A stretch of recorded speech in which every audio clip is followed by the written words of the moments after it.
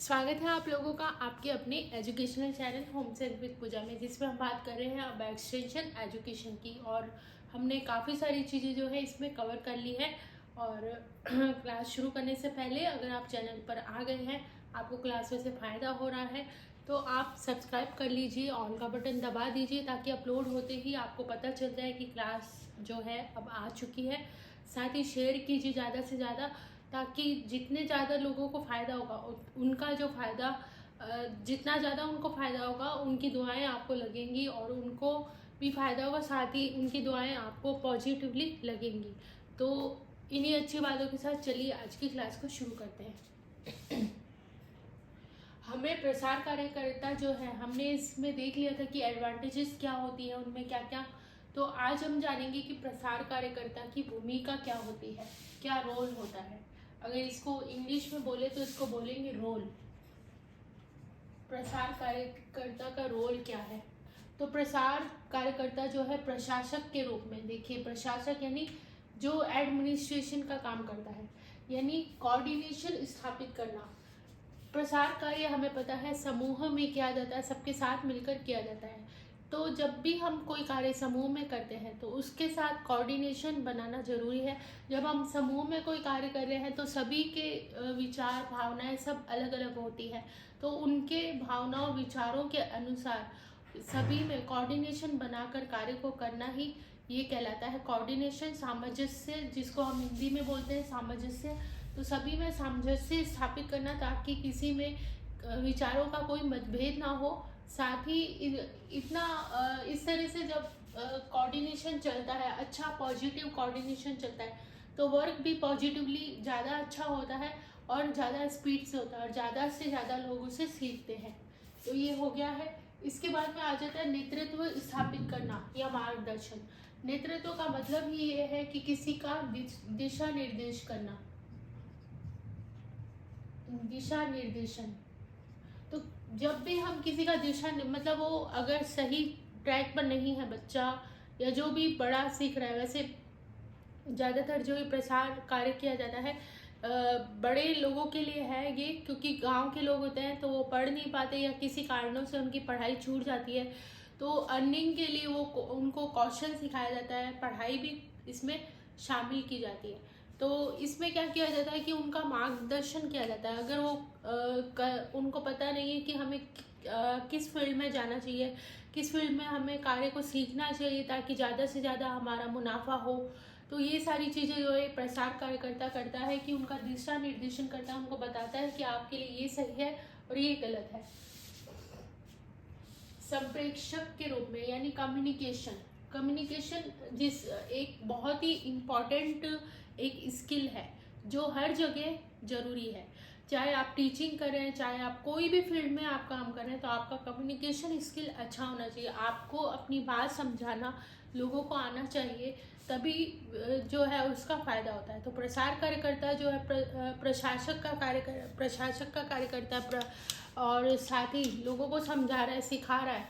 तो ऐसे में उसको सभी को अपनी बात को अच्छे से कहना आना चाहिए, सभी लोग उसकी बात को समझ पाएँ, सीख पाएँ। ये सारी चीज़ें उसको पता होनी चाहिए, किस तरह से अपनी बात को समझाना है, एग्जाम्पल दे दे के सबके लेवल के अकॉर्डिंग जो है सबको अपनी बात समझा सके, वही होता है कम्युनिकेशन स्किल। अगर ये अच्छा है तो वो अपनी बातों को इजीली समझा जाता है। यहाँ पर लिखा हुआ भी है कि बात समझाने की एबिलिटी। सीधी सी बात ये है कि कम्युनिकेशन स्किल का मतलब यही है कि जो स्किल आप सिखाना चाह रहे हो उसको समझाने का एक एबिलिटी, एक क्षमता जो है वो ही कम्युनिकेशन स्किल कहलाती है। विषय वस्तु का ज्ञान, ये हमने पहले भी बात की थी कि विषय वस्तु का ज्ञान होना चाहिए प्रसार कार्यकर्ता को। जो वो कार्य सिखा रहा है उसको खुद को भी वो आना चाहिए ताकि वो उसको सिखा सके। फॉर एग्जांपल अगर आप कंप्यूटर सिखा रहे हैं तो आपको भी कंप्यूटर का नॉलेज होना जरूरी है, तभी आप दूसरे को समझा पाएंगे। नेक्स्ट है प्रसार शिक्षण विधियाँ। बहुत ही इंपॉर्टेंट है ये सारी की सारी, मैं आपको बता दूँ। एक मिनट, दूसरे मार्कर से आपको अच्छे से शो होगा। वेरी वेरी इंपॉर्टेंट, ये बहुत ज़्यादा इम्पॉर्टेंट है और इसे नोट डाउन करके अच्छे से रखिए। और मैं आपको क्लास में इतना अच्छे से बता दूंगी कि आपको 1 या 2 बार पढ़ने से ही एकदम अच्छे से लर्न हो जाएगा। तो चलिए, विधियाँ। शिक्षण की विधियां, प्रसार शिक्षण किस तरह से किया जाता है। संख्या के आधार पर, पहला है संख्या यानी कितने लोग सीख रहे हैं। तो ये 3 तरह से है, कितने लोग सीख रहे हैं। पहला तो अगर एक व्यक्ति सीख रहा है तो व्यक्तिगत होगा। अगर समूह में सीख रहे, समूह का मतलब कम से कम 10 से 15 लोग सीख रहे हैं, या ये 20 भी हो सकता है। तो 10 से 15 या 20 लोग अगर सीख रहे हैं तो वो समूह कहलाएगा। और मास यानी बहुत बड़ी जनसंख्या, पॉपुलेशन जो है अगर वो सीख रही है। तो इसमें क्या है, व्यक्तिगत में तो क्या है, खेत पर जाकर, या तो खेत पर, या फिर टेलीफोनिक बात करके, टेलीफोन पे 2 जने की बात कर रहे हैं तो टेलीफोनिक हो जाएगा। या फिर आप बात करके समझा सकते हैं, तो ये व्यक्तिगत हो गया। समूह में आप अपना कोई भी चार्ट वगैरह है, लिम्फलेट है, पैम्पलेट है, पोस्टर है, वो चीज़ें दिखाकर आप जो है समूह में बता सकते हैं। साथ ही साक्षात्कार कर सकते हैं, आप सम्मेलन रख सकते हैं, टूर कर सकते हैं। समूह में टूर भी आ जाएगा आपका, ये इधर लिख देते हैं। टूर के अनुसार टूर भी कर सकते हैं, इसमें टूर हो सकता है। और संगोष्ठी यानी एक ग्रुप बना ले और उसमें अपनी लेक्चर को समझाना ही वो कहलाएगा। साथ ही खेत पर जाकर, खेत पर 3-4 लोग एक साथ काम कर रहे हैं तो उनके पास जाकर अपनी बात को समझाया जा सकता है। तो खेत पर सबसे ज़्यादा ये फ़ायदा रहता है कि अगर आप फसल का बता रहे हैं, एग्रीकल्चर से रिलेटेड कुछ बता रहे हैं, तो उनको वहीं पर हम प्रैक्टिकली भी बता सकते हैं कि ये देखिए इस तरह से ये मिट्टी है, ये बीज इस तरह के यूज़ करने चाहिए हमें, मिट्टी में ये चीज़ें डालनी चाहिए ताकि आपकी जो मिट्टी ज़्यादा उपजाऊ होगी और आप अच्छी फसल ले पाएंगे। इस तरह से सिखाया जाता है। नेक्स्ट है मास यानी बहुत बड़ी संख्या के आधार पर, जिसमें कि न्यूज़ आ जाएगा आपका, रेडियो, इंटरनेट, मेला तो इसमें ग्रुप में भी आ जाएगा। देखिए न्यूज़ तो सभी के पास जाती है, न्यूज़पेपर सभी के पास जाता है, रेडियो सबके पास इंटरनेट तो एक ऐसी व्यवस्था बना दी गई है जो कि पूरे वर्ल्ड में ही हम कहीं पे भी कुछ न्यूज़ आ गई है या कुछ भी है तो हम यहाँ अपने घर बैठे बैठे उन न्यूज़ को देख सकते हैं। तो ये मास कम्युनिकेशन का एक स्टाइल है। ज़्यादातर ये याद रह जाता है, लेकिन ये वाले 2 जो है व्यक्तिगत भी याद रह जाता है। समूह प्रदर्शन आपको एकदम अच्छे से याद करना पड़ेगा, ये आता ही है। जैसे इसमें संगोष्ठी आ जाएगा आपका, खेत पर जाकर बात कर ली, ये सब चीज़ें इसमें आ जाती हैं। अब बात कर लेते हैं स्वरूप के आधार पर, यानी किस तरह से सिखाया जा रहा है। तो जैसे कि बोलकर ही बताया जा रहा है, जैसे मैं आपको बता रही हूँ अभी बोलकर। इसमें क्या आ जाएगा, ऑफलाइन स्टडी आ जाएगी। पहला तो ऑफलाइन स्टडी, इसमें टीचिंग को देख सकते हैं हम, स्कूली टीचिंग जो है उसमें ये आ सकता है। कक्षागत शिक्षण ये इसमें आ ही गया देखिए। और फेस टू फेस, आपस में 2 जने फेस टू फेस बात कर रहे हैं तो वो भी इसमें आ जाएगा मौखिक में, क्योंकि मौखिक रूप से हम बता रहे हैं। ये नहीं आएगा, ये सॉरी मैंने अभी आपको कहा कि मैं जो आपको, क्योंकि मैं लिखित रूप में लिखा हुआ भी और आपको बोल के समझा रही हूँ, तो ये इसमें नहीं आएगा। ये इसमें आएगा लिखित नहीं, इसमें भी नहीं। लिखित जो है इसमें क्या आ जाएगा, न्यूज़पेपर आ जाएगा आपका, यानी न्यूज़पेपर जिसमें बोल के नहीं बताना है, सिर्फ पढ़ना है। लिम्फलेट आ जाएगा, बुलेटिन आ जाएगा, मैगजीन या बुक्स आ जाएंगी। मैगजीन तो हम पढ़ते ही हैं। लिम्फलेट क्या होता है, पैम्पलेट क्या होता है, मैं अभी आपको बता देती हूँ। इसमें आएगा कार्य के आधार पर, यहाँ पर आपको बता देते हैं अभी 1 मिनट। और इसके लिखित में तो हमने देख लिया कि पढ़कर हम समझ रहे हैं। दृश्य के अनुसार, दृश्य यानी पपेट शो में, पपेट शो है, कठपुतली नृत्य है, फिल्म शो है, वो दिखाकर भी हमें बताया जा सकता, क्योंकि इससे ज़्यादा सीखते हैं, क्योंकि हम देख भी रहे हैं और सुन भी रहे हैं, तो इससे हमें ज़्यादा फायदा होता है। वैसे दृश्य में जो हम देख रहे हैं वो ही चीज़ आएगी इसके अंदर। अब बात कर लेते हैं कार्य के आधार पर, किस तरह से कार्य कर रहे हैं, मतलब क्या कार्य कर रहे हैं। जैसे कि पहला है बोलकर, हम कुछ कार्य बोलकर कर रहे हैं, या दिखाकर में आपका पोस्टर और चार्ट आ जाएगा, अभी हम इसके बारे में डिस्कस करेंगे। और करके हमने आपको पिछली क्लास में बताया था कि दहामा जो है, इन्होंने बताया है कि अगर कोई व्यक्ति कार्य को करते हुए, कोई काम बोलकर और करते हुए कार्य कर रहा है तो वो 90% तक उसको सीख लेता है। ये इसमें आ जाता है। अभी आपका लिखा हुआ है कार्य के आधार पर, तो कार्य के आधार पर नहीं, दिखाकर में आपका पोस्टर फोल्डर लिम्फलेट टेलीविजन आ जाएगा। दिखाकर में पोस्टर आएगा, तो पोस्टर में एक इम्पॉर्टेंट चीज ये है, एबीसी याद करनी है आपको पोस्टर के अंदर। ए का मतलब यहाँ पर आएगा आप अट्रैक्टिव। पोस्टर क्या होना चाहिए? अट्रैक्टिव होना चाहिए, ब्रीफ होना चाहिए और साथ ही क्लियर होना चाहिए। यानी पोस्टर में एक ही टॉपिक शामिल किया जाना चाहिए, एक से ज़्यादा टॉपिक इसमें नहीं होने चाहिए। तो कार्य के आधार पर क्या पोस्टर है, पोस्टर में एबीसी यानी अट्रैक्टिव होना चाहिए, ब्रीफ होना चाहिए, आकर्षित हो, ब्रीफ हो, कम बातें हो लेकिन समझ में आने लायक हो, क्लियर होना चाहिए, साफ सुथरा लिखा हुआ होना चाहिए बड़े बड़े अक्षरों में। ठीक है, अब हम बात कर लेते हैं फोल्डर की। तो फोल्डर क्या होता है? 3 से 4 पेज का, ये आपने स्क्रीनशॉट ले लिया होगा इसका, और स्क्रीनशॉट आप लेते जाइए साथ साथ ही। फोल्डर में क्या होता है? 3 से 4 या 5 पेज जो होते हैं उनका एक तरह से फाइल टाइप होती है, और इसी को हम फोल्डर बोलते हैं। लिम्फलेट भी इसी में आ जाएगा आपका, लिम्फलेट। और टेलीविजन में क्या दिख भी रहा है और सुन भी रहा है, तो ये दोनों चीजें टेलीविजन में हमें दिख भी रहा है और सुन भी रहा है, ये किस में आ जाएगी? दिखाकर में आ जाएंगी। करके हमने देख ही लिया। करके कैसे कर सकते हैं? जैसे कि हम कोई कार्य करते हुए लोगों को इकट्ठा कर लें पहले, और फिर करते हुए उनको दिखा दें कि देखो इस तरह से कार्य होता है। पहला तो ये। दूसरा, आप उनको रिजल्ट दिखा दें कि आप देखो मैंने इस तरह से काम किया था और इसके ये रिजल्ट आया, तो आप भी इस तरह से करेंगे तो आपका भी कार्य इतना ही अच्छा होगा।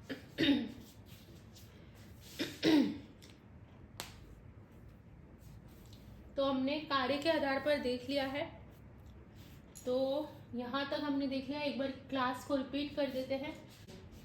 हमने देखा था प्रसार कार्यकर्ता की भूमिका क्या होनी चाहिए। तो एक प्रशासक के रूप में उसको कोऑर्डिनेशन आना चाहिए, ग्रुप में किस तरह से लोगों को एक साथ कोऑर्डिनेट करके रखा जाए, सामंजस्य उनमें स्थापित किया जा सके ताकि विचारों का कोई मतभेद ना हो।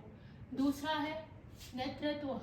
उन जो प्रसार कार्यकर्ता है उसमें नेतृत्व का जो है अच्छा गुण होना चाहिए, एक लीडरशिप के अच्छे गुण होने चाहिए। वो अपने ग्रुप का जो भी अपने ग्रुप की जो भी बातें रख रहा है उसको रखनी आनी चाहिए, वो लीडरशिप अच्छे से जानना होना चाहिए। संप्रेषक के रूप में यानी कम्युनिकेशन उसकी अच्छी होनी चाहिए, उसे अपनी बात समझाना आना चाहिए इजी तरीके से, ताकि हर कोई उसकी बात को अच्छे से समझ पाए। विषय वस्तु के आधार पर, विषय वस्तु में विषय का ज्ञान होना चाहिए। और हमने देखा शिक्षण विधियों में हमने 3 आधारों पर देख लिया। पहला जो था वो संख्या के आधार पर, जिसमें कि आ जाता है व्यक्तिगत यानी खेत पर जाकर या टेलीफोनिक तरीके से हम बता सकते हैं या आपस में बात करके बता सकते हैं। इसमें समूह प्रदर्शन में क्या होता है, 10 से 15 या 20 लोगों का एक समूह होता है और वहाँ पर अपनी बातों को बताया जा सकता है। इसमें समूह में संगोष्ठी होता है, सम्मेलन हो सकता है, या फिर लेक्चर जो है बताया जा सकता है, खेत पर जाकर भी भ्रमण किया जा सकता है, या फिर ट्रिप रखी जा सकती है। तो ये सारी चीज़ें इसमें आ जाती हैं। नेक्स्ट है मास। और मास में क्या है, बहुत बड़ा जो पॉपुलेशन है उनको सिखाया जाता है, जैसे कि न्यूज़ है, रेडियो है, इंटरनेट है, इनके जरिए। और मेला भी इसमें आएगा।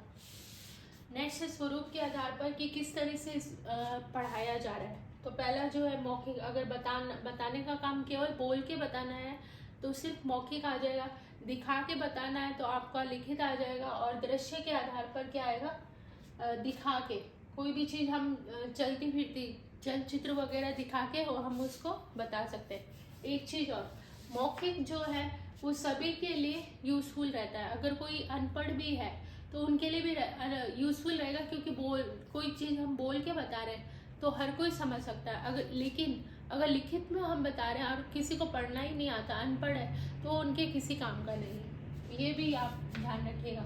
मौखिक जो है इसमें ऑफलाइन स्टडी आ जाती है, कक्षागत शिक्षण आ जाता है, कक्षा में किस तरह से शिक्षण हो रहा है, फेस टू फेस वार्तालाप, एक दूसरे से वार्तालाप करके भी इसे बताया जा सकता है। लिखित के अंदर न्यूज़पेपर आ जाएगा, लिम्फलेट आ जाएगा, बुलेटिन आएगा, मैगजीन और बुक्स आ जाएंगी। मैगजीन बुक हमें पता ही है। लिम्फलेट यानी वही 3-4 पेज का जो है फोल्डर टाइप होता है और वो ही यूज में लिया जाता है।